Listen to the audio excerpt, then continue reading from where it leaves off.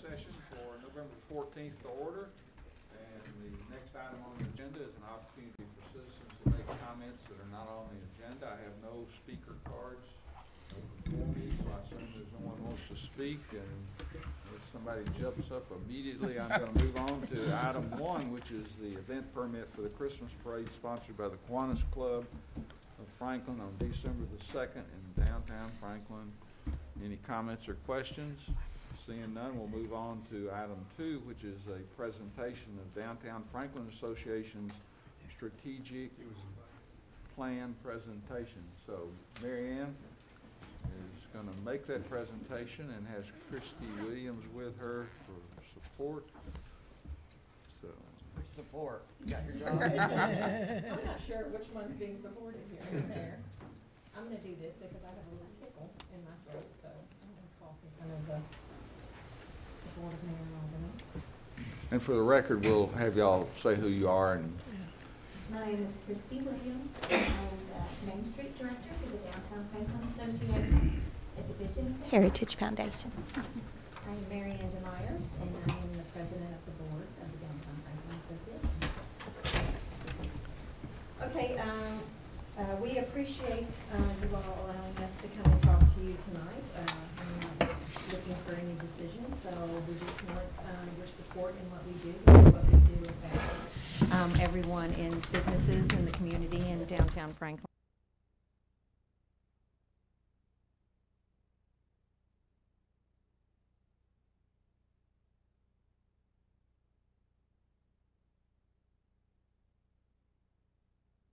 And what we're getting ready to work on in 2018. I think Eric and Vernon and even Mayor can tell you how often we come knocking on the doors of city staff to help us out to make sure that our vision and the city's vision happens for Downtown Franklin Association. So we'll start with, and Christy can jump in anytime she wants to, but so we play good cop, bad cop, or I should say good cop, often. But just to let you know, without the long mission statement, what our job is to support the economic vitality of downtown Franklin, and there are many statistics that show a very economically vital core of any downtown or urban neighborhood or any type of thing really creates a higher quality of life and spreads out and through the community, and we think it's very important to make sure that our downtown stays a very vital part in several different ways. The DFA is an accredited Main Street program. There are 34 accredited Main Street programs in the state of Tennessee. Tennessee does have a Main Street program at the state level. Not every state does. And we are the only one in Tennessee that has been given the Great American Main Street Award through the National Trust for Historic Preservation. And why this is important to talk about, and it's back here on the wall in case anybody ever wants to walk over. I think everybody in here has probably seen it. But our accreditation is very important. It's very important that we speak with you about it because we don't get that accreditation without the signature of the city administrator and the mayor and the acknowledgement of the board that what we're working on is in tandem with what you all do and want to do for downtown Franklin. So some of the things that we worked on in 2017, just to let you all know, our list is longer, but these are some of the things that affected the Board of Mayor and Aldermen in the city. We were on the parking committee. We're working with them, and I know that you all will start hearing some of the results of what they did, I think maybe next month. The Franklin Public Arts Committee and the Commission is now approved, and we've started that with the DFA, CVB, and the DFA started that program. The holiday lighting with the City of Franklin, so you'll notice again this year that we're lighting the square. And our goal is a 5 to 10 year plan where we can hopefully light all of the 16 historic blocks of downtown Franklin. And then the Better Cities for Pet program with Mars, which gained us national PR, with Franklin being the first Better Cities for Pets in the nation. Anything to add, Christy? For the Better Cities for Pets, they're now in a survey phase, and so we'll obtain the results from the survey to see how it worked and how they'll roll that program out going forward. So who are they surveying? The participants, we had 91 businesses that participated, and that didn't mean that they allowed pets inside. It just meant that they were going to talk about the program, have the decal. Yes, they're welcome. We love them, but they're not welcome. But obviously, many of you were there in June when we kicked off the program, and we had over 2,000 humans, over 1,000 dogs, and even one lamb that showed up. It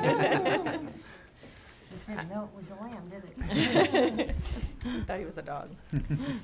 So for 2018, some of the things that we'll be working on are a downtown greeter program.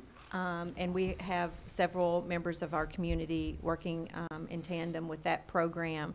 The CVB, the City Police Department is helping us with the safety part of that. And many other people in Franklin, many other organizations are coming together to make sure that our greeter program is one of the highest quality greeter programs in the nation. We hope to be one of the first public art donations through our art scene. I know, I'm sure if you all haven't joined in on one of our art scenes, they're quite fun on the first Fridays of every month.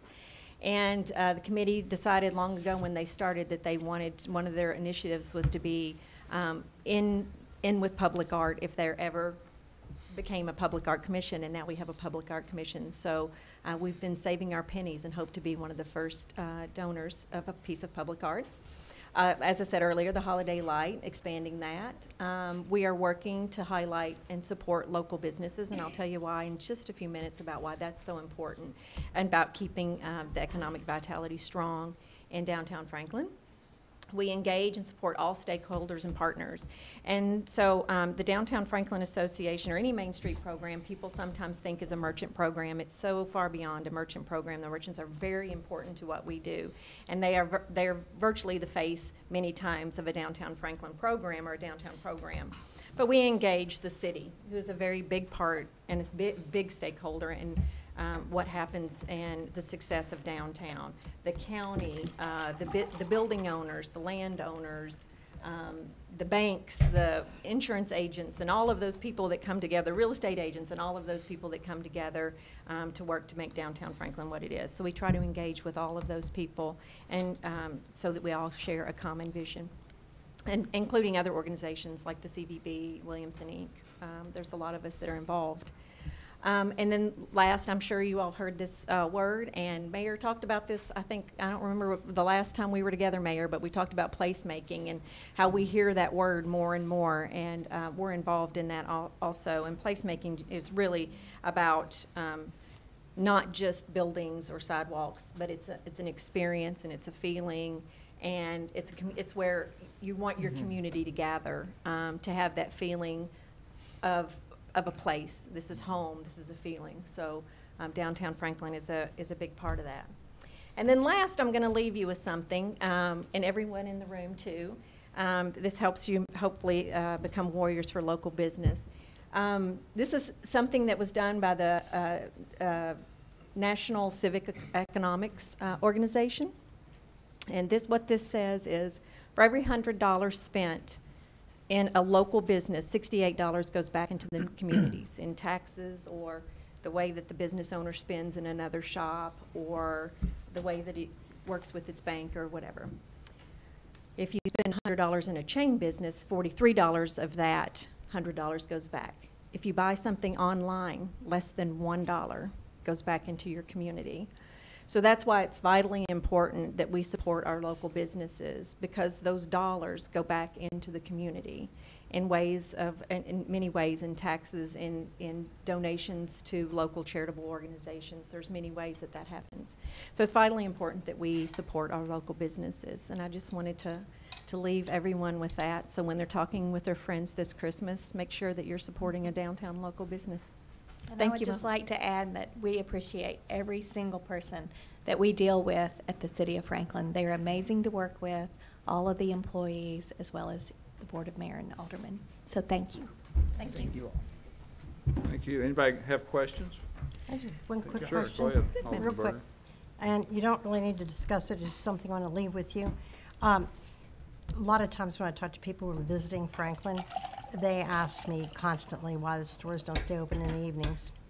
So that is an issue, and it becomes more of an issue, I think, as we have more and more visitors, especially during a lot, I think maybe the height of tourist season, whatever months that would be.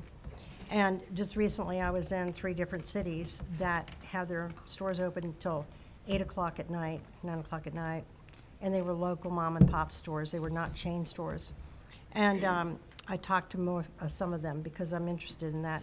And so I was thinking, if that's not something they want to do on a regular basis, could they not do something like have a monthly week, or a week during a month, or some nights during the month, where they could do a campaign like Shop Downtown or Shop Franklin, or something called Franklin Nights? Well, So are you doing anything about that, or Yes. are they speaking about that? well, the first Friday is Art Scene, so that has been a Right. huge push. So we have over 30 sites, but we will certainly address that more. We have worked on that for over 20 years. The Franklin Theater has certainly given life to some retailers, especially on Main Street, to open later in the restaurants, et cetera.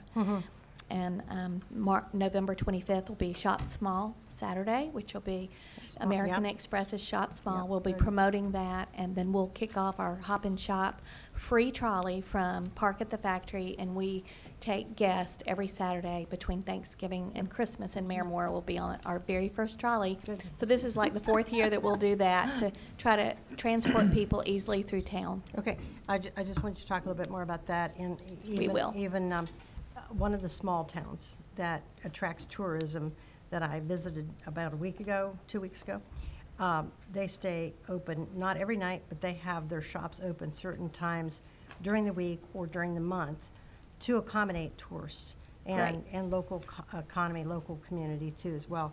And then the only other thing is I wanted to know a little bit more, and I'll talk to you later about the greeter program. Great. Sure. Thanks. Thank you. Thank We you. appreciate your time. Thanks. Thanks, ladies. Okay, we're ready for presentation on the compensation plan update. Thank you. Good evening, Mayor and Alderman. Let me have some of our HR and staff team come on up and join me. Wanted to give you an overview tonight in terms of what I am recommending going forward in terms of adjustments in our pay plan.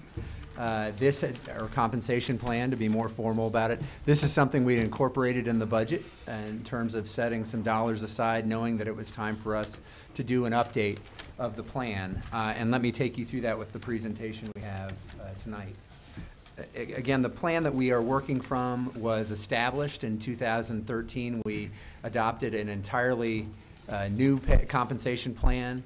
We looked at streamlining it, reducing the total number of pay grades, and also making it very much driven by market data. So that was a key part of what we did, and we implemented that over 2 years. The first year we established the pay grades, and the second year we made some adjustments within pay grades based on our employees or team members' time with the city and time in their positions. So it was fully implemented at the end of 2014. A couple things that we did is we very much targeted market-based information. We have made some adjustments since that adoption in certain areas where we'd seen market changes, specifically areas like IT, when the challenges of filling those positions, some engineering positions we'd also looked at. So we looked in certain areas, but we had not done a comprehensive review and wanted to do that as part of the 2017-18 budget. And so that's what we did. We've also engaged our consultant who worked on the original adaptation of the pay plan back in 2013 and 14. Burson Thompson, and Steve Thompson is with us tonight. Steve has met with every department director, met with me, met with HR staff, our budget team, all that try to understand where we are and what some of the issues of concern are within specific departments. So that's what we bring forward tonight. And of course, since the summer, we've worked with, also had some ongoing meetings with various representatives from the fire department that raised some specific concerns around pay there as well. So that's been valuable input in this process as well. So just to roll it back, our target in this updated plan is to be consistently in the top 25% or better of the market when we study it.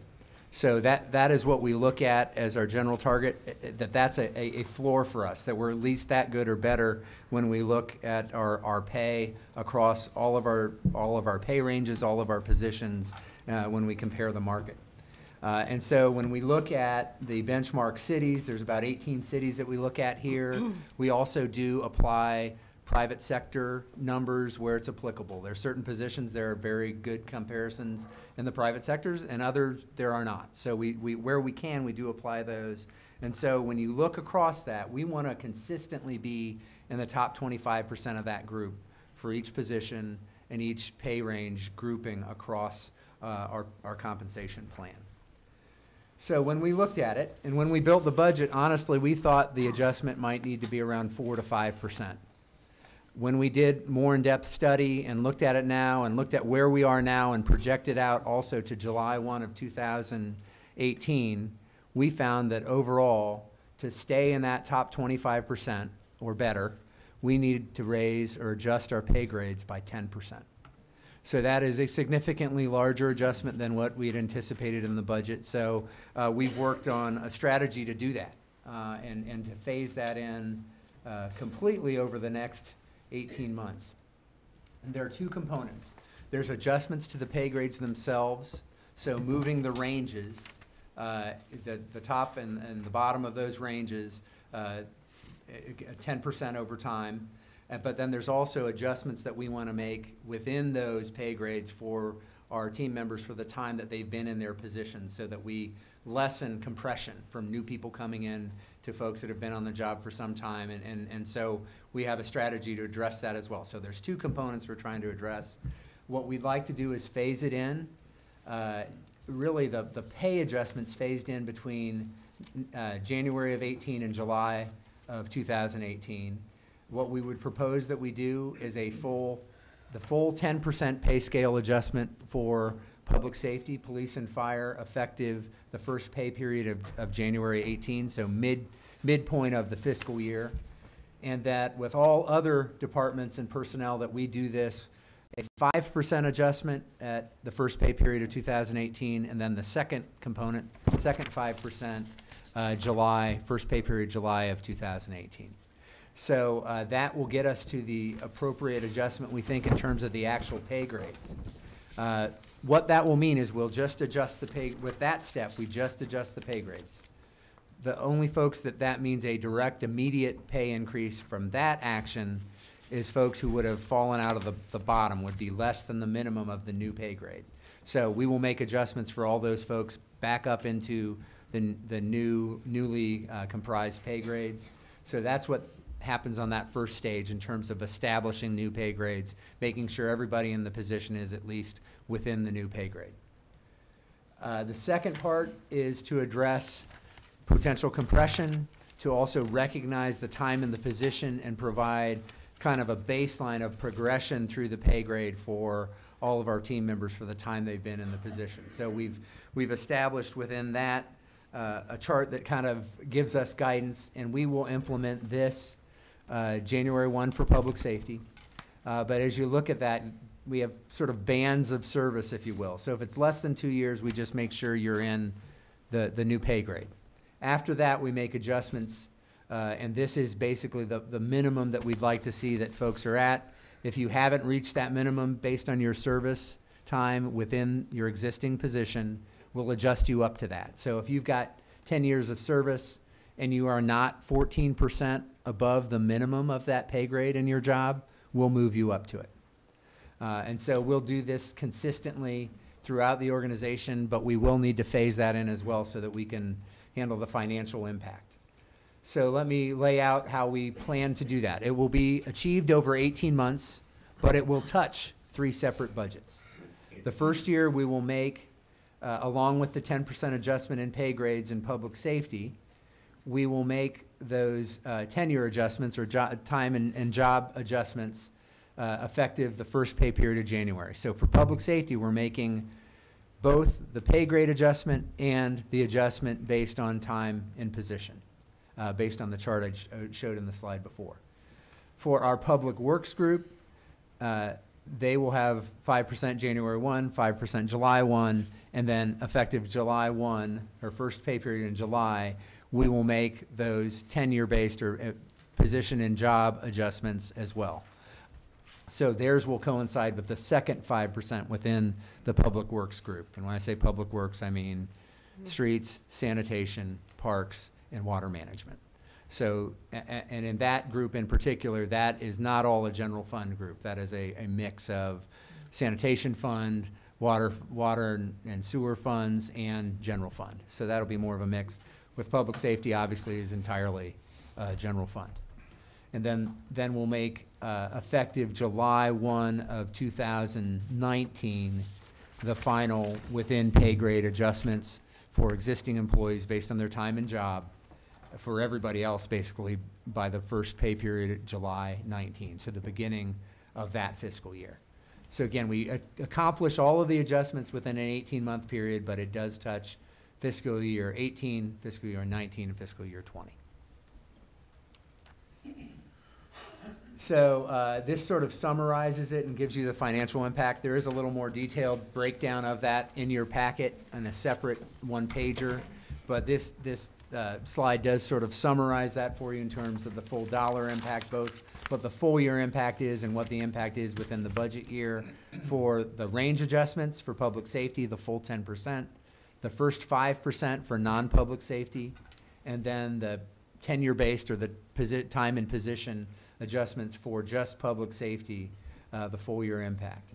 You'll see our budget in whole is able to accommodate it. That is an all funds number when it compares just under 306,000 to about 394,000. That's all of the funds. When you look at just general fund, we have just about $5,000 to spare. So we've used pretty much everything we had in the general fund to accomplish the adjustments described in FY18. So that is, again, accomplished by January 1, those three bullets that I just summarized. And then we are committing to adjustments in 2019 for the second 5% for everybody, non-public safety, in terms of pay range adjustments, and you'll see that full year impact is just about $269,000.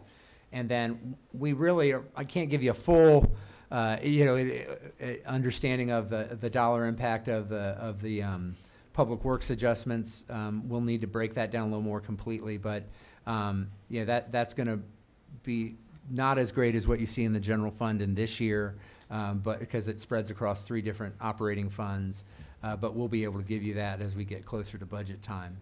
Again, and a companion to all of this is an ongoing effort that Michael's helping spearhead, which is a more comprehensive projection of all of our cost and revenue models, and pairing that with economic conditions and some of the work that we've done. We've done a good job of that over the years, but we're trying to refine that and do a better job looking forward, and understanding where we're going with these pay components is a critical part of that. Let me touch on one other piece strategically going forward beyond this initial recommendation. One of the common themes that we hear from our team members is a concern around, I see that pay grade and I see that pay plan, and it looks pretty good, but I have no understanding or certainty around how I'll move through that pay plan. So, I think that's a valid concern, and I want to try to give at least some structure to that, or some target related to progression through the pay grade. And when we set the midpoints of pay for positions, those midpoints are rough equivalents of that market value for a fully functioning, high-level performing person in that position. That's what it should approximate as we do it. So we would like to say that we want to target at a minimum progression that we get you to midpoint, somewhere between midpoint or midpoint plus 10%, somewhere in that range within 8 years. I think that's a reasonable baseline. I would hope that we do a little better than that. And in fact, the next bullet kind of touches on how I'd like to continue to do, which is what we did exactly in this year's budget, which is we provided a baseline of increase for everybody that sort of got at basic cost escalations, but then we provided a layer above that was based on performance. So this year, for example, you got 2% as a baseline. and then you could achieve an additional up to 3% based on your performance. On average is around 4.2% in total when you combine those two together for all of our teammates. But it ranged from 3% up to 5%, depending on how well you performed. And that's based on performance evaluations, et cetera, and that includes goals and all of that rolled in together. So I'd like to continue to structure it that way. And with that sort of structure and that idea of baseline, our top performers should hit that midpoint quicker than that 8 years and should progress on to the higher levels of that pay plan more quickly as well as a recognition of their high performance. But I think, you know, we can at least give some commitment to say, hey, look, if you're meeting expectations in your job and you're progressing and developing to somebody who performs at the level of good competency, that we ought to get you to that market number or somewhere above that market number. And again, our market number is the top 25%, that we'll do that in 8 years or better. So that's an attempt to try to address that and give some understanding of what we'll try to accomplish. That's something in future budgets we'll have to look at and track our performance and find ways to make sure that we are meeting that commitment over time. We'll probably do similar cycling through of departmental groups like has been recommended today with this implementation, that as we move forward over time that we look to do that. The final point is that we'll need to continue to keep an eye on the market and make regular adjustments so that we don't fall behind. You know, that was one of the criticisms of the old plan, is that it sort of lost its tie to the market and it got confusing and it got out of whack. And if we don't mind it, and that's the commitment we made when we entered and implemented the plan, was that we would do that. And I think I just want to emphasize how important that is. We didn't leave it on a shelf for 3 years. We did look at it, and we made some targeted adjustments, but this just shows you how fast the market can move. And quite frankly, especially Middle Tennessee has become a very, very hot labor market. And we've touted the job growth in Franklin and Williamson County in particular, and that's a wonderful thing. But the downside is it creates some pressure on wages and competitiveness, and that's what we're trying to respond to. We want to be a high-level city in terms of performance, and most of what we do is through our people, and this compensation piece is an important element to having the right team on the field, if you will, performing for the city. So that's what I wanted to cover with you tonight. There is implementation as of January 1, so we'd like to ask you to vote either November 28th or December 12th to put this in motion so that we can implement as I've described for January 1 and move forward with what's tied into July as well. But that will be something we'll build into the new budget. But want to get that direction from you if you're comfortable. Be glad to field any questions you have, and we have our team who's worked closely with a lot of elements of this to help answer that too. Anything else we need to add? Okay, great. Alderman Blanton. I'm very comfortable with this.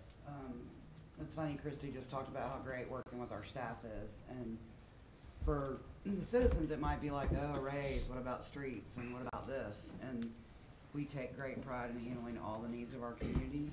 But it's interesting, if the city staff crumbles away, then we don't have this great Shangri-La that we live in, and that considers your trash picked up at your curb. It considers the response time from our Franklin Fire Department, our Franklin Police Department, and we have such great employees that we don't want them to be swayed away by mere dollars when we need to take care of our people. So the other thing is the idea of not knowing where they're headed, and I think this is another important piece to this. So I'm absolutely thrilled, and I can't wait for it to spread like wildfire throughout the city staff tomorrow. So thank you. We'll get the word out. I haven't shared it in detail with the staff because I wanted to share it with the board first and see where you all wanted to go, and then we'll get the word out if you're comfortable. Alderman Bransford, then I've got Alderman Barnhill, and then Alderman Peterson. These benchmark cities, these are the ones, some of our neighbors and surrounding states, and I'm assuming that they are in that 25% range. Am I saying that correctly? 25% of their The benchmark city that you looked at, Maybe a good way to, are they working within the top 25%? maybe a better way to explain that is that the city of Franklin wants to target, if you took all the pay rates for all of the jobs from all of those benchmark cities, we want the city of Franklin pay rates to be in the Yeah. top 25% of all Of those pay those. rates. Of them. So 75% of the Okay. pay rates would be Yeah. below Franklin's rates and 25% would be above. That would position the city very favorably in a very competitive labor market. So that's probably a better way to think about it in those Okay, terms. okay.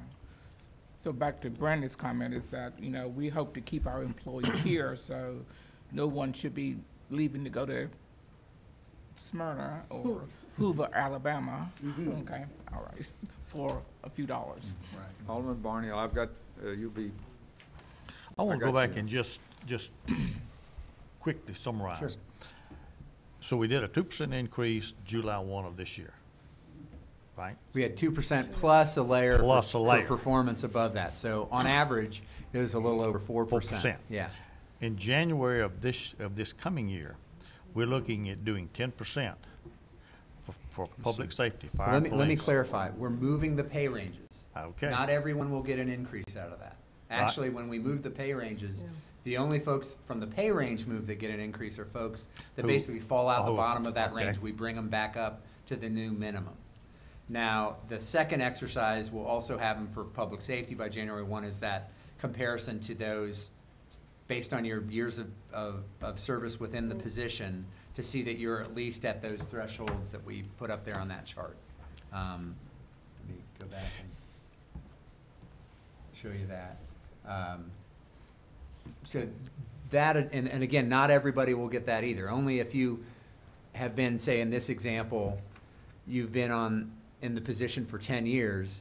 If you are already 14% above the minimum, then we don't make an adjustment. But if you're only 10% Above the minimum. above the minimum, we'll adjust you 4% to get you up to that minimum in terms of time in service in the position.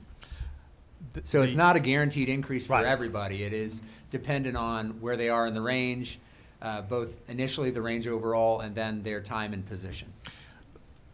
And this is not a negative, this is probably a positive. The 2019 adjustment, any way of making that sooner?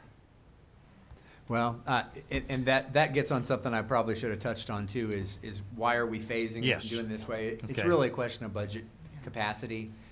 We've used in the general fund all but $5,000 of what we set aside to do this. You know, if I had perfect knowledge, I might have tried to find a way to get more in the budget, but we are where we are from a budget capacity standpoint. That's why we're gonna try to phase it in. When we look at the fiscal year 19 budget, you know, that's one of the things we can look at is the opportunity to expedite the adjustments with the other groups of employees.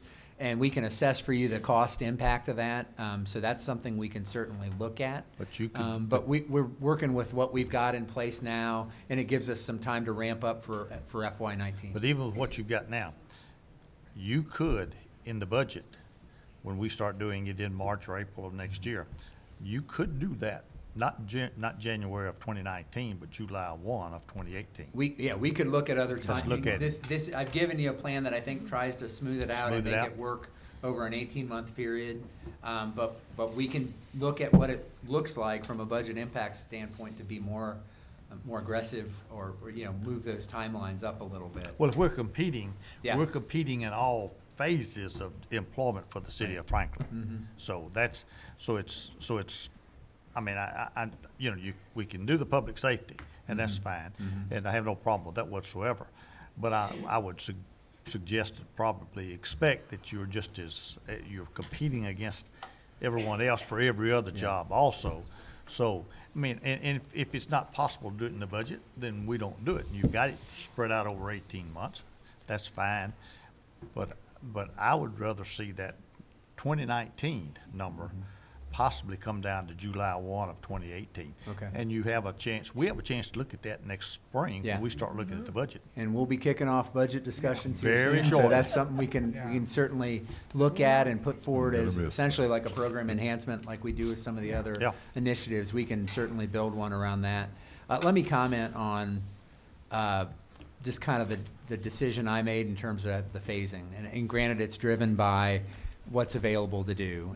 But you might say, well, why public safety and why not some of these others? Well, somebody had to be, somebody had to be. Well, and it's a judgment call, but I look at where we are.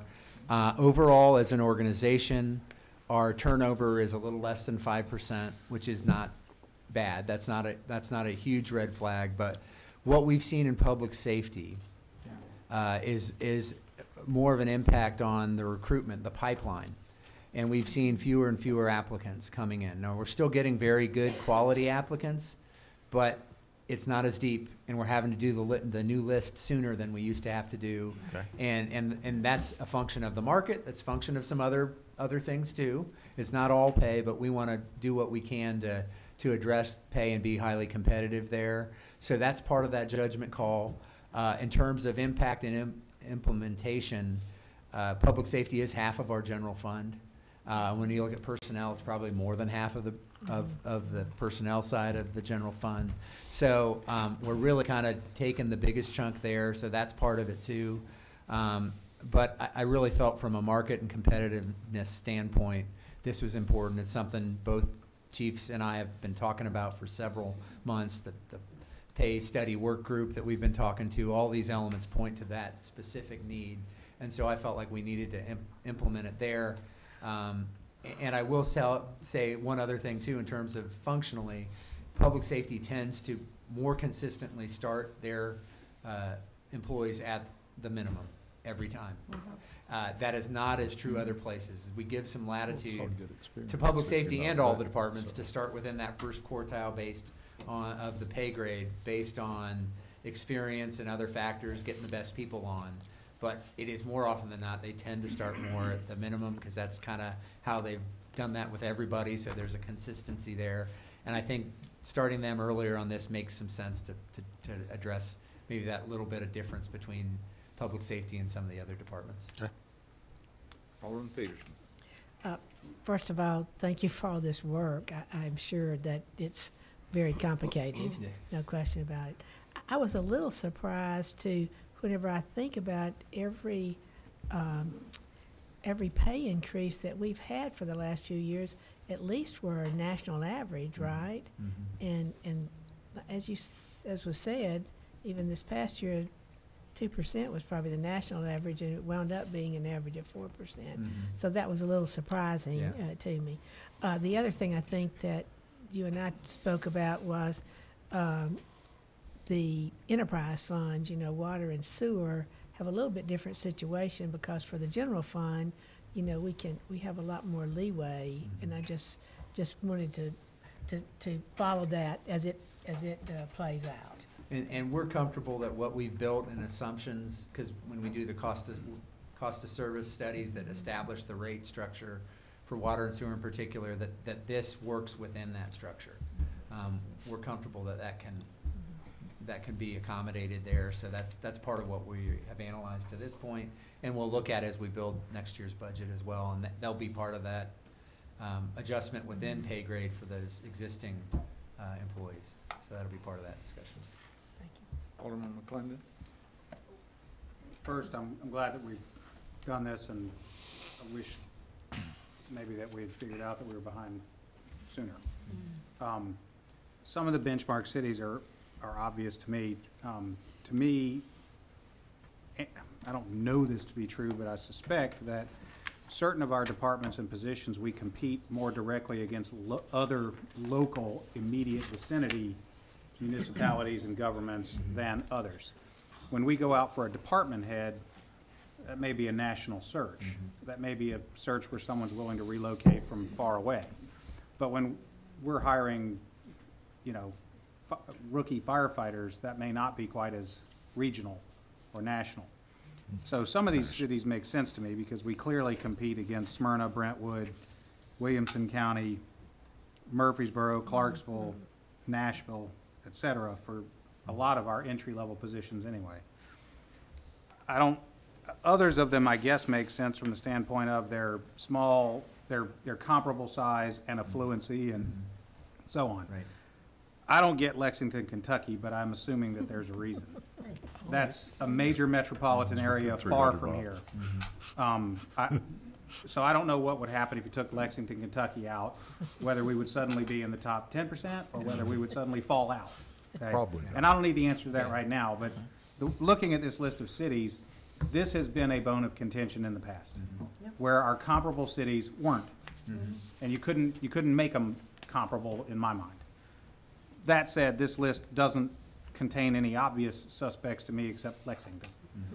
The one thing I would like to know, and I know it was outside the scope of this evaluation, but I would like to know what our total compensation package and employee benefit package, how that compares to cities against whom that we directly compete. Because it may be that we pay top 10% for rookie firefighters. We don't, but let's just say that we decided to do that. Well, if our family medical insurance costs twice what a city next door to us charges their employees, the employee cares. You know, they want to know what the whole thing is worth. So I would like to my commitment is to have the best employees that we can have, so good, in fact, that our turnover rate touches up on alarming. Because I want people cherry picking our employees away. I want our firefighters to be tempted to take a promotion in another city nearby. I want that to happen. I don't think there's an organization that doesn't aspire to have its employees be so good that other people want them. So we should be creating a very fair and aggressive compensation package, but we should be losing people because they're so good we can't promote them fast enough. That's the kind of employees we should be getting at the beginning of time.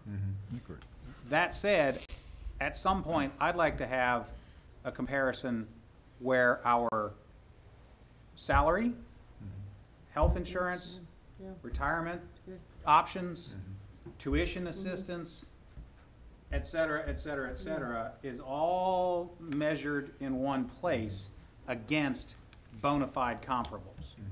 Because you could raise the salary to top 10% and you might still be losing employees that you would like to get because of the other stuff. So this is great. I'm going to support an increase. I don't know if it's exactly this one or not yet, but I'm going to support making our employees well paid.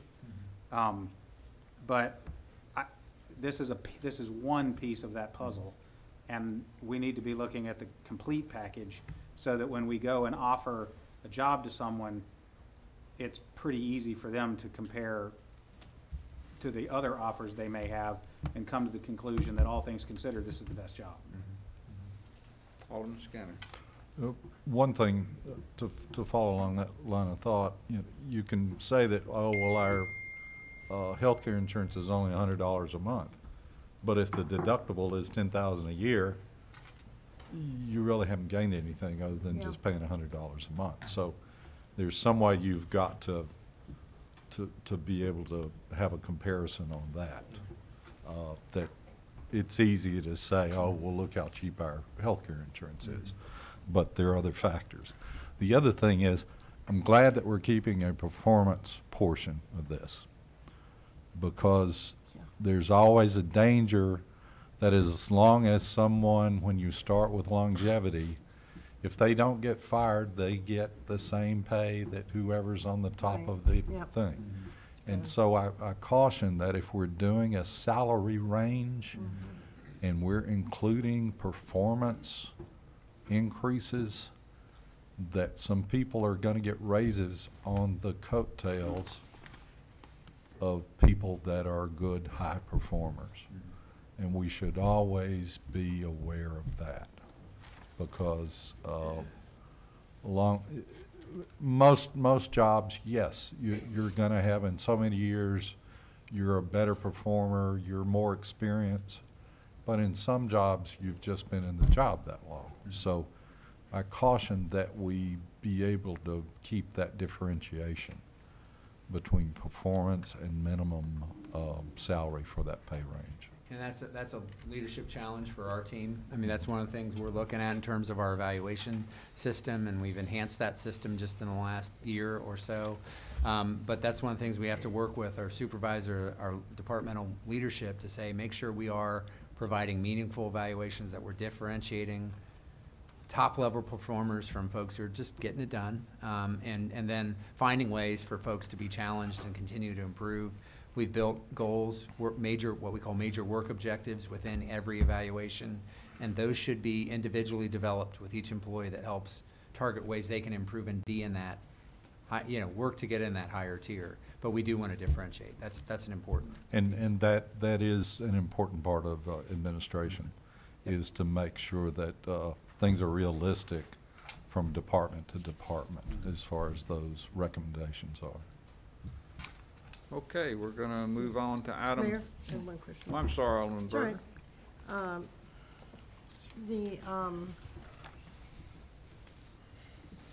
Lost my train of thought from that. So the other thing I wanted to ask was, we talked about, I don't know if we've even talked about this, but the content of the jobs. I think the content of the job here versus the cities we compared ourselves to. So I would ask if the content of the job is comparable. Because, like, does one city require versus another city not require, like our firemen to have EMT, emergency medical treatment, or certifications that we have, that we ask them to have now. I think we're requiring them to have now. So how is that comparable internally? I think probably in the content, the content of the job, the comparabilities of these cities as well. Let me start, and then Steve probably finish up. But one of the things we did when we updated the plan in 2013 and 14 is we reviewed every single job, updated every single job description. Some of them were very much out of date. And so one of the key focuses was on what are we asking folks to do, what are the requirements, and that allowed Steve and his team to better align our positions with what they're called in other cities and how they're looked at in those other cities, so that we made as good a comparison as we could. So Steve, you may want to touch on how you do that and how you help us make sure we're reflecting that accurately. Because it's not only the job, the content of the job comparabilities, but the skill sets in that too as well. Yeah, and it's kind of a difficult thing to do because that information is not readily available from everywhere. So here's what we do. As part of this review, I met with each department head. We talked about all of the jobs, tried to identify jobs that had evolved further than they were last time we visited with them. We got updated job descriptions that hopefully portrayed accurately the current duties and tasks of each job. And we based our comparisons on those, not just in the titles, but on the functions being performed. And so we have a for-profit sector database for many of the jobs, mostly the biggest exception being public safety, the certified positions in public safety. But for almost all the other jobs, I can find a pretty reasonable match in the for-profit world. And so we based those matches heavily on those job descriptions and the portrayal of the job by the department head to me in those meetings. In the comparable cities, we try to do the same sort of thing. Information about job requirements and certifications and all those kinds of things. That's what I'm interested in. It's kind of tough to gather all of that and try to make sense of it. Some cities may require lots of things that maybe you don't really need or want or necessarily want to pay for. Other cities may not demand as many qualifications, but or certifications, but the people are still doing pretty much the same work. That's true in some cases. So it's really looking at more what are the people doing, as opposed to trying to get really into the weeds on the qualification side. To the extent we can get that information, we can, but it's really kind of tough. I'm all for looking at it as best we can, but and many of these cities on that list, the German towns, they're having the same meeting over there. I did Germantown, so we had this very same discussion. Our people are having to, they have to come to work with greater qualifications and certifications than everybody else in Tennessee. Well, maybe not. So some of the other cities, Smyrna, Brentwood, a lot of them are talking the same thing. So there may be a couple on there that, that don't demand quite as many certifications or the same level of qualifications, but it's pretty close. And to the extent within the margin of error, the data, I think the comparisons we make are probably as good as you can get. You could spend lots of time and Just pay make me sure. more money to do more in-depth stuff, I just but want- I just the end wanna make result's su- probably gonna be Yeah, pretty I much just want the to make same. sure we were looking at Yeah. that pretty closely. Okay. Satisfied. One last question, Mr. Mayor. Sure. What job category did you use private sector rates? Oh, maybe Eric. A wide variety, I mean, there's a Almost, lot. almost all jobs, we Yeah. could match to the private sector, except for certified Okay. police and fire. Occasionally, there might be a handful of jobs here and there that were tough, but almost all the other jobs, you can find something that's fairly similar, has a similar skill requirements. Okay, we'll move on to item 4. Thanks a lot. Thank you. Consideration ordinance 2017-51 being entitled an ordinance to rezone .42 acres from Civic Institutional District to detached residential district for the property located east of Cannon Street, south of Fairground Street at 221 Fairground Street, establishing a public hearing December the 12th. Emily, y'all are doing great on having these things smaller and shorter. Sorry about that, but it has all the pertinent information. Absolutely, So, I understand. This is a rezoning for a piece of the Franklin Special School District property at the back of Franklin Elementary along Fairground Street at 221 Fairground Street to carve off a .42 acre parcel and rezone it from CI to R3. It does line up with 4 other R3 parcels to the west, and Envision Franklin supports the rezoning to residential. Staff and Planning Commission recommended approval. Any questions? So they're just wanting to sell it. Yes. Okay.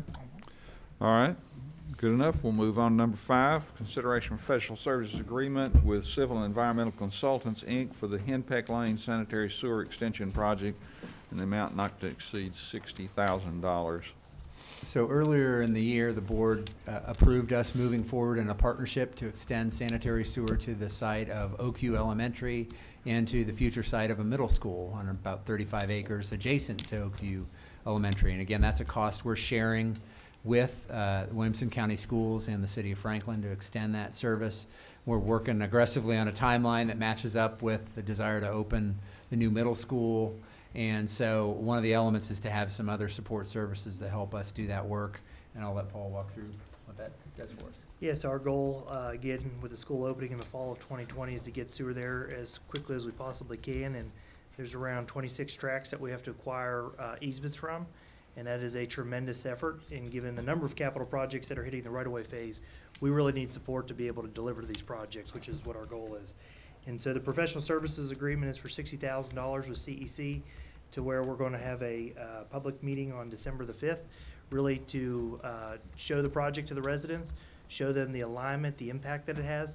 We also want to take the time to introduce them to the acquisition process of having an appraiser come on board to appraise the value and the acquisition agent so that they can meet the acquisition agent and understand how that process works. And then following that public meeting, our goal is to jump right into the acquisition services, the appraisals, and the acquisitions, and meeting with property owners.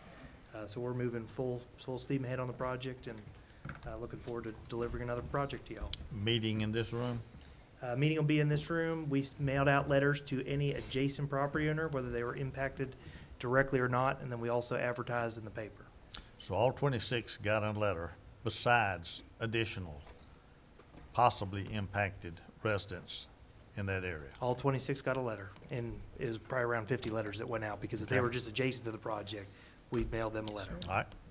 On December 5th evening. December the 5th here? I believe it's at either 5 or 6 o'clock. 6 o'clock. Yeah, it'll be on the city's calendar. Okay. We'll have it on the calendar. Did the letter cover the, I guess I may keep going. Did the letter cover the date and time? Cover the what? Yeah, invited them to the meeting. Invited them- Made them yes. aware of the project and invited them to this. To a specific Yeah. date and time? Date and time, yep, yes, sir. Okay. All right. Any other questions? We'll move on to item 6, which is in consideration of request for sanitary sewer availability for 4034 Clovercroft Road. This is pretty simple. It's for one single-family unit, so 1 3/4-inch meter. It is outside the city limits, within the urban growth boundary. It is not adjacent to the city limits. In the past, the board has approved these type of requests, and we are recommending approval of this one. And it's just a I thought one. this was Yeah, just a just single one, family. You and said we've done that 3/4 inch. before on Clovercroft, and sewer is right there. And sewer is It's right there. Yeah. Okay, we'll move on to item 7, change order number 1 to the construction contract with Jarrett Builders for the Hunters Bend Elementary Safe Routes to School project for an increase in cost of $352,076. So this project was bid out and construction started in April of 2017. Construction unfortunately was halted in August when we started to undermine an existing retaining wall trying to achieve ADA compliance on the trail. It has sparked us to have to essentially bring forward this change order to extend a significant amount of walls to make the trail work and be ADA compliant. We are recommending approval.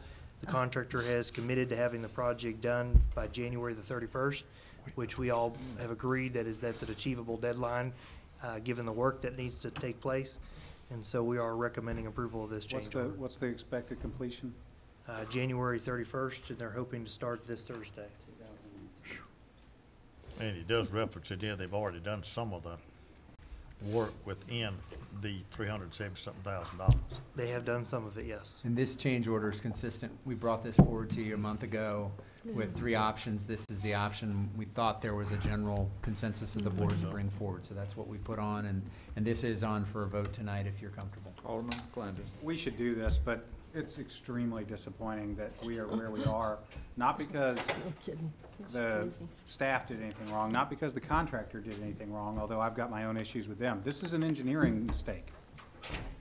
And I want to know at the appropriate time whether or not we have a remedy for that. Because this is essentially doubling the cost of the project because someone drew it wrong. And if we had known it was going to be a project that would cost this much when we were getting into it, we might or might not have done it. But here we are, halfway in, with no way out but to do it. It's extended the project by 8 or 9 months. It's doubled the cost. And this is someone's fault. This was not unforeseeable conditions. This was not a pipe that collapsed. This is someone's fault. And I'd like to be told whether or not we have a remedy for that. That said, we should vote for this because it's the only way to finish this project properly. Any other comments? Number 8, future sidewalk gaps on Hillsborough Road. Vicki, if you could pull up the exhibit on this one so we could explain it. So with the Hillsborough Road and Mac Hatcher project, there was some coordination. Well, there's been a lot of coordination done as it relates to utilities and infrastructures and where the roadways actually meet. We made the decision at a staff level that the Hillsborough Road sidewalk would end basically north of Claude Yates, and that would leave a gap in your sidewalk system. The exhibit that Vicki's pulling up shows that gap section. There has been some concern, I guess mainly from 3 residents, that they would like to have the sidewalk completed and not wait for Mac Hatcher. As you know, Mac Hatcher, we're shooting for a February letting date with construction hopefully starting in the spring or summer of 2018. When that project occurs, there will be no longer a sidewalk gap. That project will fill in this sidewalk gap. Now, that's a 3-year project. The phasing of the project, what we're going to try to do is work with TDOT to see if we can somehow put an incentive on the contractor to get into Hillsborough Road, get the work done in Hillsborough Road, and get out of Hillsborough Road. With that said, we don't have a commitment at this point in time. And so once that contract is let, it'll largely be, in a typical construction project, it'll largely be up to the contractor as to when that sidewalk gets torn out and when the new sidewalk gets put back into place. And so at best, we could build a temporary sidewalk. We would anticipate it only being in service for probably less than 2 years, but it can definitely be done. It's a concern we've heard from some of the residents. The estimated cost is about $125,000 to do a temporary sidewalk. Again, that may be torn out within 2 years. And so because this issue has been raised by residents, we're merely seeking board direction. Alderman This is- McClendon. We are nearly complete a $25 million project that put sidewalks from Hillsborough and Fifth Avenue and Bridge, or whatever, the 96, all the way to just north of Franklin High. There's an existing sidewalk that goes all the way to the city limits, going north from there. For one of $125,000, you can connect 5, 6, 8,000 people who live north of that intersection to downtown, and you can allow all the people that go to the school there to walk safely north to MAPCO, if no further. Now, there's a sidewalk that goes all the way to Fieldstone, but if ever there were a chance to get bang for buck, $125,000 to complete a sidewalk section, even if it's only for 2 years, I wish that we had gone ahead and put this in the project to begin with, but I understand why we didn't. And I don't even, I mean, this needs to be done, and if they tear out a little bit of it to finish Mac Hatcher eventually, then so be it. But this is, we've put too much investment in this area in recent years to leave this out. Just to be clear, they're going to be adding an additional through northbound lane and a right turn lane, so 100% of the sidewalk would be ripped out, and that's okay if that's what the board's direction is. However much there is, That whole intersection's getting. yeah, we've put way too much into walkability and amenities in this area to leave this out. Yep, I agree. Alderman Bransford. Mr. Mayor, I'm in agreement with the ward alderman here. We have put a beautiful welcome brick sign Which right probably at, costs more than the sidewalk. right there Probably did. at the same spot, I would think, where the sidewalk may go. Are we gonna tear that out? Oh, no. No, that will remain. That's Okay. outside of the footprint of both the intersection improvements and this sidewalk. So that will not be, that should not be impacted, right? by the whole- It will not be impacted. Yeah. Yeah. And I'm But sorry- either this or Mac Hatcher. Yeah, well, I'm sorry we didn't put it in the beginning, so that's something that I think I should have fought a little harder for. Well, But I'm in agreement with, we Still need got that tear it sidewalk. out. Yeah, it's our recognition that the whole intersection was gonna change and the uncertainty of Mac Hatcher, so it's one of those things, but we just need your guidance on how you wanna proceed in the interim. Alderman Barnhill.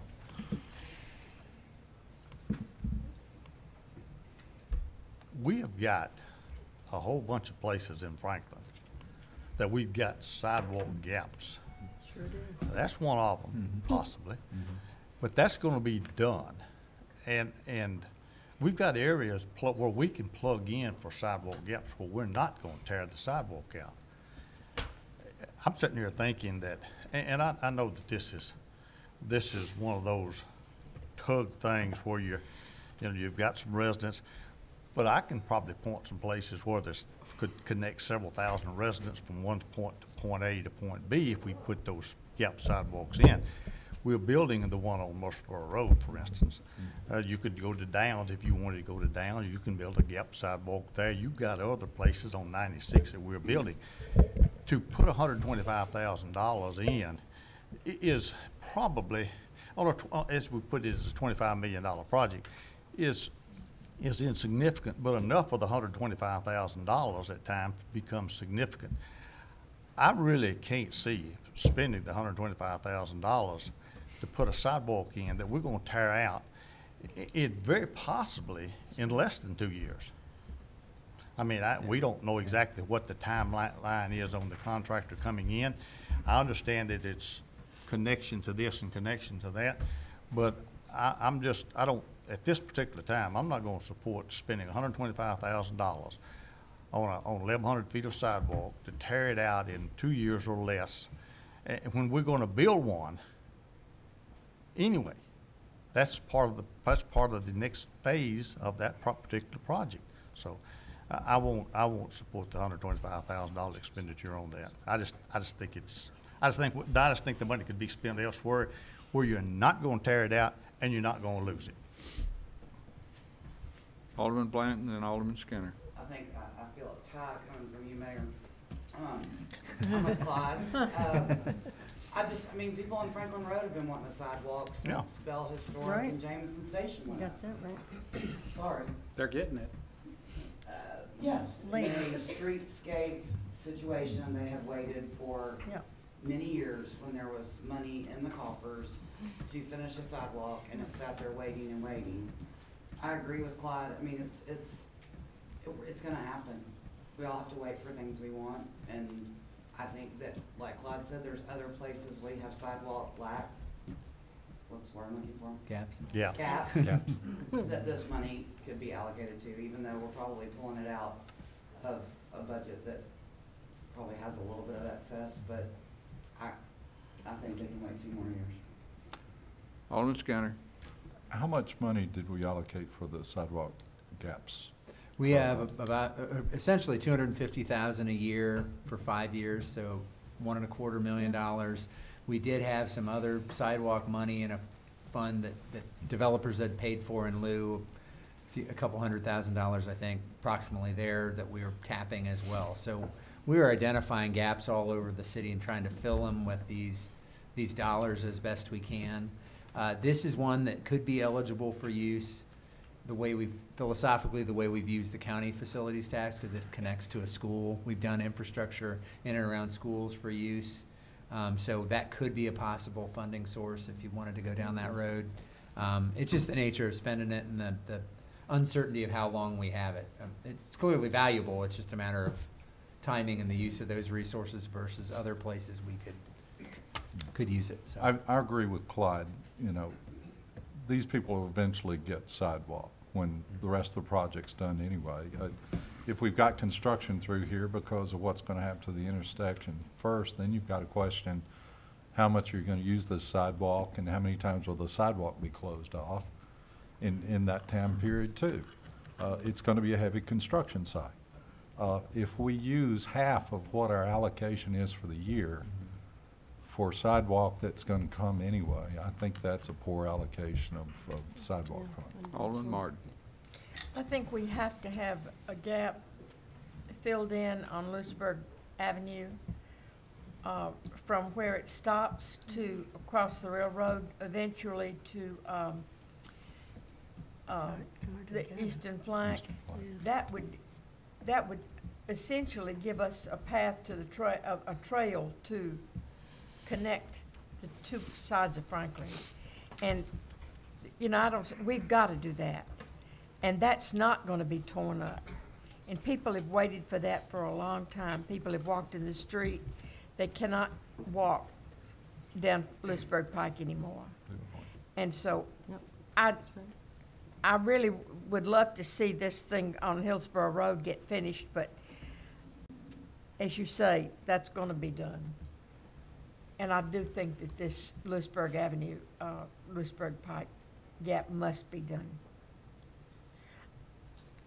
You notice I didn't say a word about Franklin Road. Randy said it for You restrained yourself. You restrained yourself. Okay, any other comments? Have you got enough direction there, Mr. So what we'll probably bring forward to you next meeting is a resolution Yeah. to give us direction on this. Yeah. That's all right. Yeah. Okay, item 9 is legal consideration of legal representation, City of Franklin Contract 2017-0287 with Miller and Martin PLLC for Mac Hatcher condemnation lawsuits. This it allows us to have outside legal representation. This is essentially Doug Berry's law firm. He's been working with us on various property. We're trying to get there's a few properties we've got to get closure on so that we can move forward with the bidding in February of Mac Hatcher. And so Doug's been working with us and our staff, our legal staff and project staff. And we do need to, though, have them under an official contract. So we'd like to put that on tonight's voting session as well to get that direction and have Doug continue that work for us. And this is something we're all pushing for to get resolution by the end of the year. Okay, number 10, Consideration ordinance 2016-25, an ordinance to amend the City of Franklin Municipal Code to create a new Title 25 parks and to add a new Chapter 4 in order to establish requirements for parkland impact fees and parkland dedication, and amend Appendix A, comprehensive fees and penalties, and add a new Chapter 25 parks in order to establish fees for parkland impact fees and parkland dedication. I missed part of that, Mayor. Just go back. Wow. You know, my hearing started to fail a little bit in the last year or so, and I don't think I heard you speak, Mr. Barnhill. I don't think you properly recognized Yeah, it. yeah, you weren't probably recognized. I like that one too.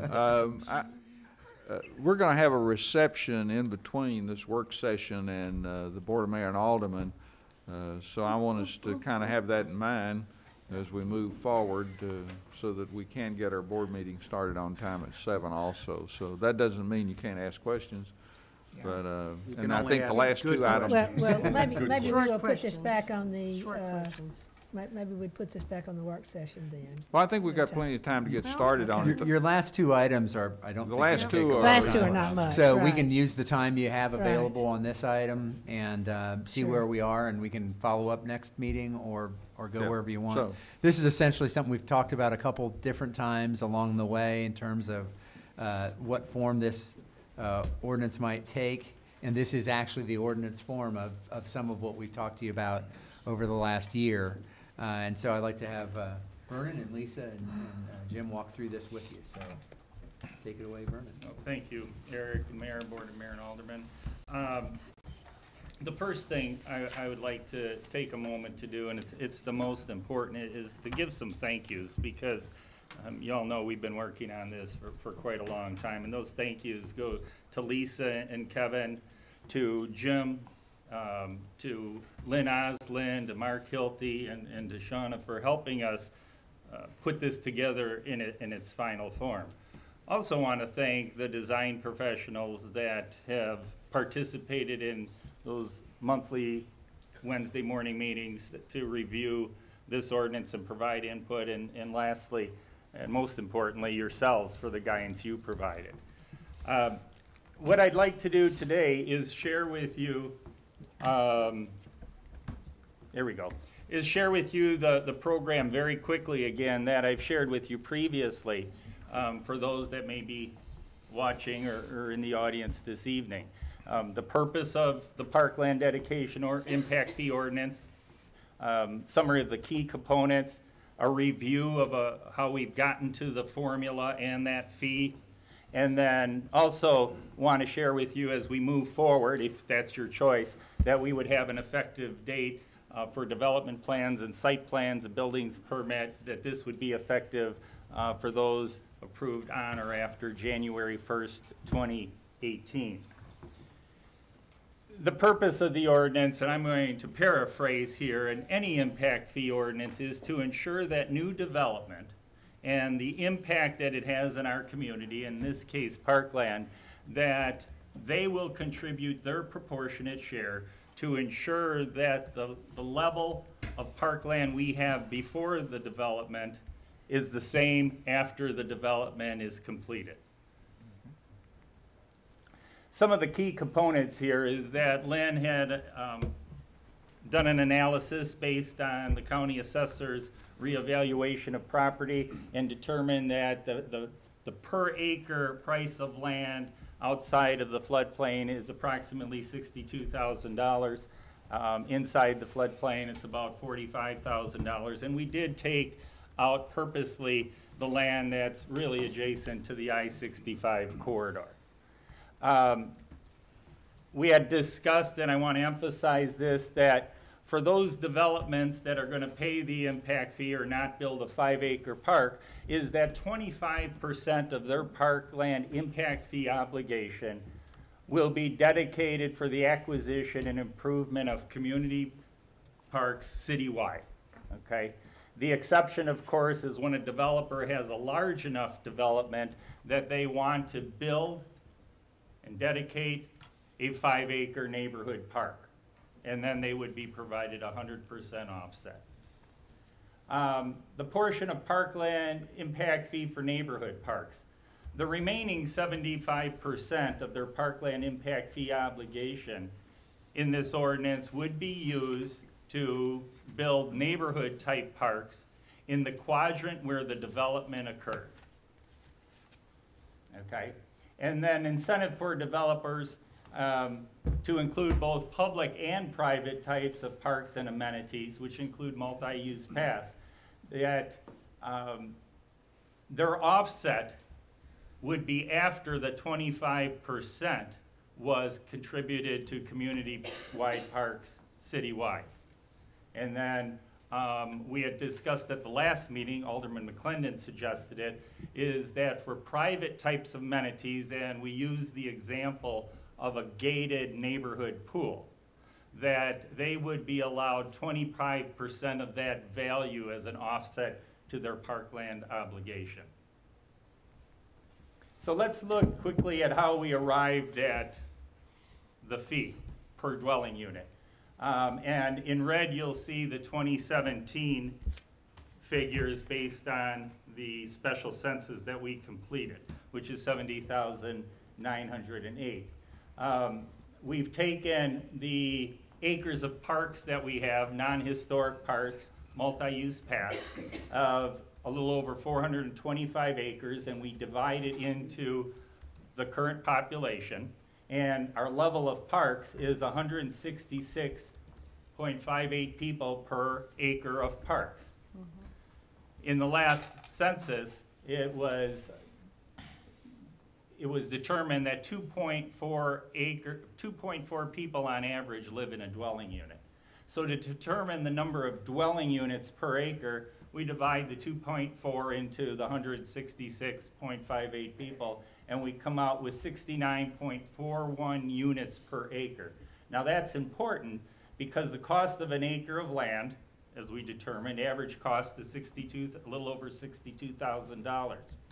Therefore, per dwelling unit, we take the 69.41 dwelling units divided into the 62,121, and per dwelling unit, the parkland fee obligation for land alone is $895 per dwelling unit.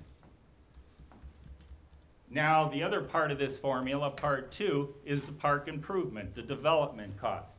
And we had determined during the master park plan study that the cost for improving, developing a 5-acre park was a bit over $1.1 million. So, to determine what the cost per dwelling unit for the development of the park would be, we take the 69.41 units per acre times 5 acres, a neighborhood park. So that total comes to 347 dwelling units for a 5-acre park. Therefore, we take the 347 dwelling units divided into the cost of improving a 5-acre park, a little bit over $1.1 million, and the cost per dwelling unit, parkland impact fee obligation per dwelling unit is $3,409 per dwelling unit. Therefore, we add the land portion with the development portion, and the total cost per dwelling unit is $4,304. So let's look at a couple examples. First of all, very simple example. 10 dwelling unit development is being proposed. The developer proposes to dedicate a 1/4 acre of parkland that will be used for a multi-use trail that is consistent with our master park plan. So the parkland impact fee obligation is a little over $43,000. 25% of that comes off the top and goes into the community park fund, and that's $10,760. Therefore, there's $32,280 available for offsets. So now we determine the cost of a 1/4 acre park. It'll be public. So a 1/4 acre times the $62,000 per acre that we've determined is $15,530. For the improvements of that multi-use pass, we're saying in this exercise it's $10,000. Just like with the road impact fees, the improvements will be based on actual cost and certified by the invoices that they submit to us. So we're saying in this exercise, $10,000 would be the verified cost of the improvements of this multi-use path. Therefore, they would receive the offset of $25,530, and they would still pay $6,750 that would go into the quadrant to improve neighborhood parks. I'll stop here and ask any questions on that. I don't want an answer to this question, but how on earth did you come up with all that? Math class. I don't want an answer to Out it. of necessity. You know, there is a lot to this. That's the reason I was kind of saying, I don't think one shot at it is good enough, especially if we're trying to finish up. Let me finish this last, and then we'll be pretty much done with the presentation. So this is a sample calculation for a development that might want to include a private amenity, such as a gated private swimming pool.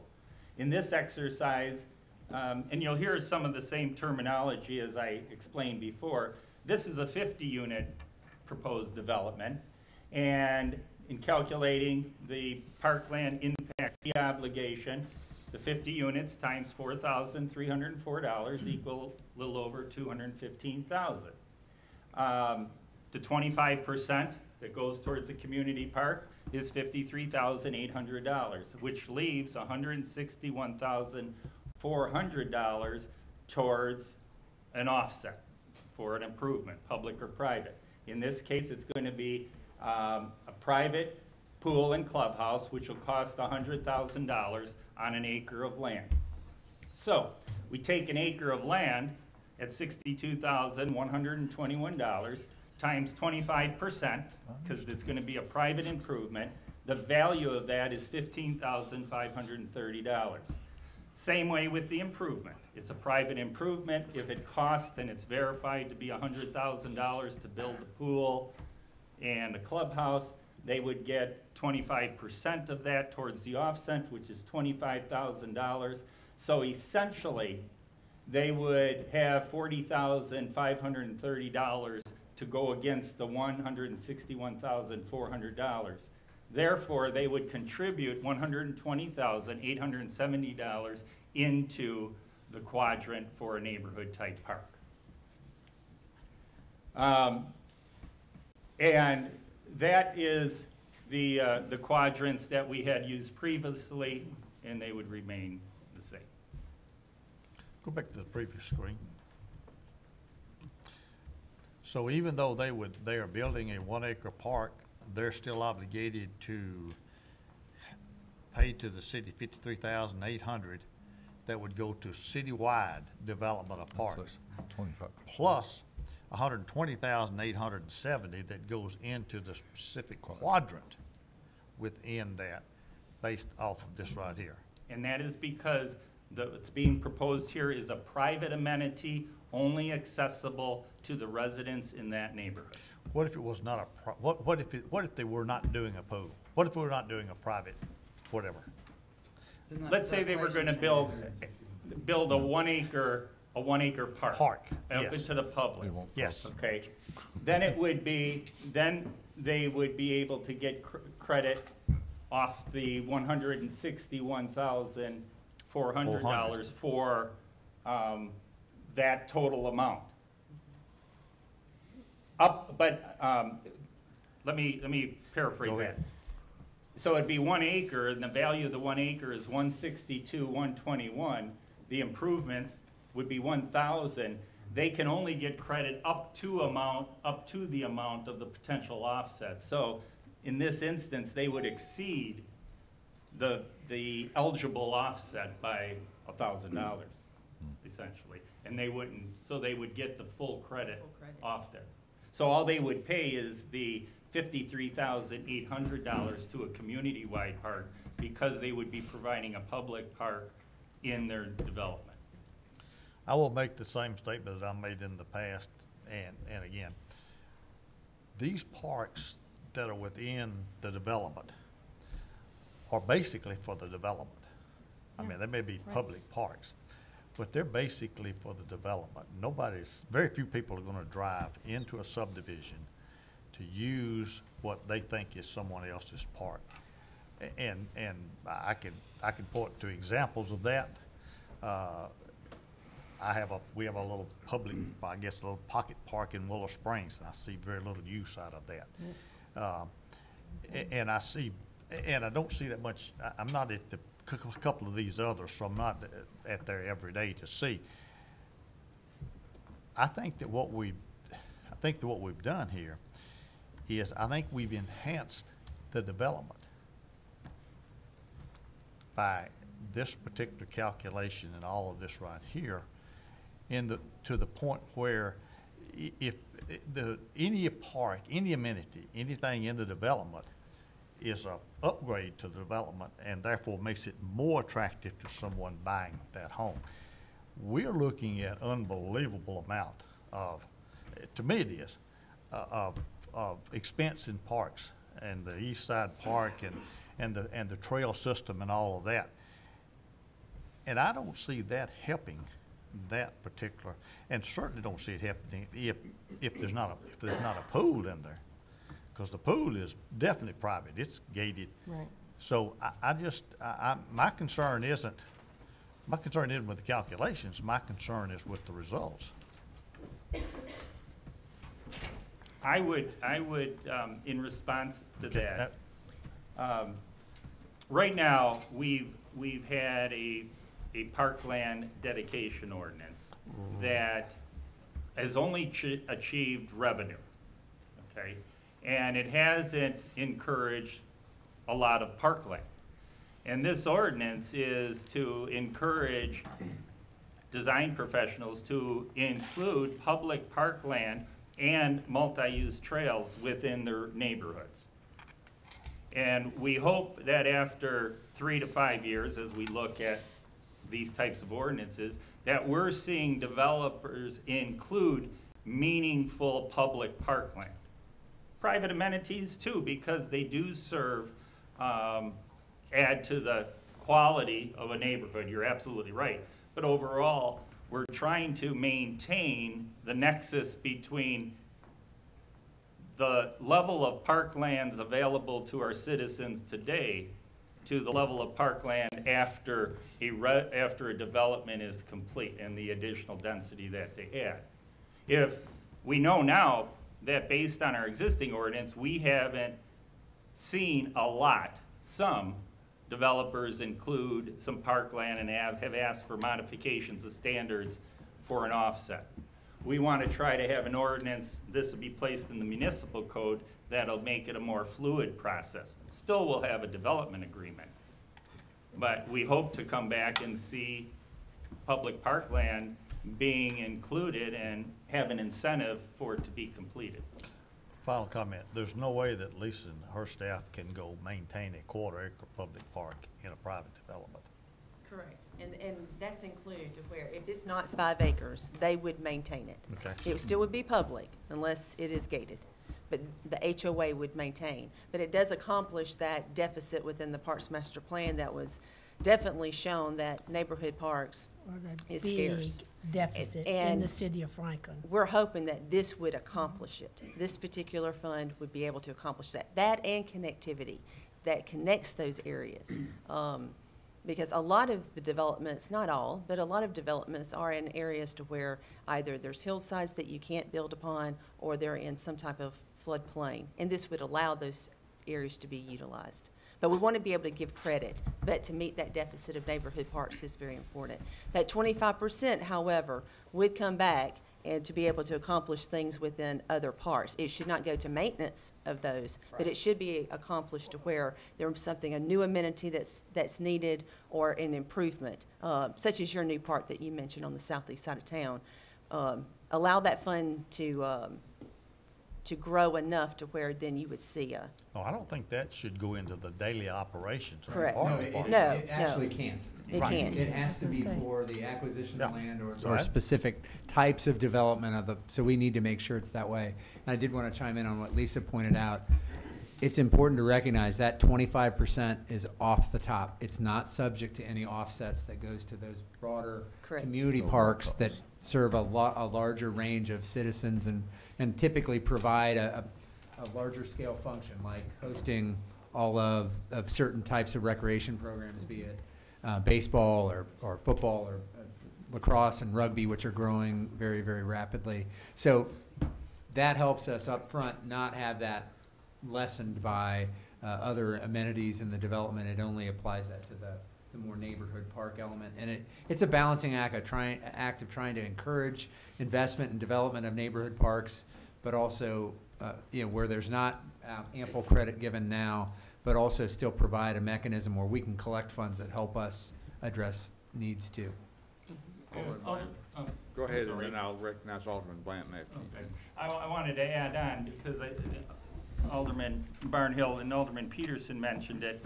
I'm glad Lisa pointed it out too, is that these parks that are under 5 acres, in which this example gives them that credit, as we talked about, it's going to be maintained by the association and have an all-access public easement on it. So the city isn't going to be taking care of a 1 acre park, even though it's internal to the neighborhood. And we're providing an amenity to, if the developer wants to, residents, inside and outside. But yes, you are right that if it's really internal to the subdivision, it will be primarily used by those residents. And that keeps out of the other parks. So right. There's some argument there. Mm-hmm. I just don't think that it's a 50-50 argument that justifies, and that's a 1 acre park there that you use as an example. So I made my statement. Yeah, let's recognize Alderman Blanton, and I think that'll be the last comment, and we'll bring it back to another session. Please bring it back to the work session. Briefly, back to what you're saying, Clyde, the more amenities within a subdivision, the more they're not gonna have reason to go outside of their subdivision to go play on a playground, swim in a pool, or anything like that. So that's a comment. The question I have is, because it's so, for me, hard to understand and juggle all these equations, and if you do this, and I appreciate all the hard work. Do we have anybody that we can compare what we're building here that's done other places, or is this gonna take people off guard of okay, what? You're doing what there? I mean, I understand the need for parks, and I know you put a lot of work into this, but is there a comparable so that people who get faced with this in the development stage aren't going, oh, I've never seen this before? That maybe that we can make it a little bit more, have street cred, so to speak, Sure. I think if you look at what we have in our zoning ordinance now, and you look at the calculations that developments are having to go through to try to determine lands that they have to dedicate and all that, and you get into the modifications of standards, it's very complicated. And so we'll talk about this again, but if you look in your ordinance and you look at the table that's being established, it's written actually, I think, simply enough that most people can look at it. You get a dollar value for the parkland impact fee, and then you see how you get the different offsets that you're eligible for. And that's what the examples were trying to explain, was how you implement this chart. Right, but is this so on the ground, out of on the the box? ground done. You understand what I'm saying? Right. I'm glad we're innovative, Yeah, that's great, but. We're able to do this type of ordinance because we have a private act in our charter that allows us to. It's not, I don't believe there's very many other places in Tennessee that can do this type of ordinance, so. That's another question. Kinda That's answering another my question, but okay, we'll talk about it Totally later. another question. And we can look to see if are there other examples. Do you understand what I'm saying? Yeah, you want to see, 'Cause are what there I've people heard- doing like what we're doing other places that we Right, can what I've say. heard so many times is, well, they may not be raising taxes, but they're constantly raising fees and coming up with new layers of fees, which might as well be a tax. Well, and this is a furtherance of Do you understand? one of the directions we've gotten from the board overall is that development should help pay its way. I agree. And this is one way of trying to assign those costs in a way that is consistent with what existing citizens, what their fair share is. So we try to approximate that in this formula. And I know it's sort of lengthy, but that's what we're trying to achieve. The incentive is if you build the park, you can reduce your parkland impact fee to very small amounts if you do these things. Okay, we're gonna bring this back. I've got 2 more items on the agenda, and they have to do with lab work, contracts. Testing.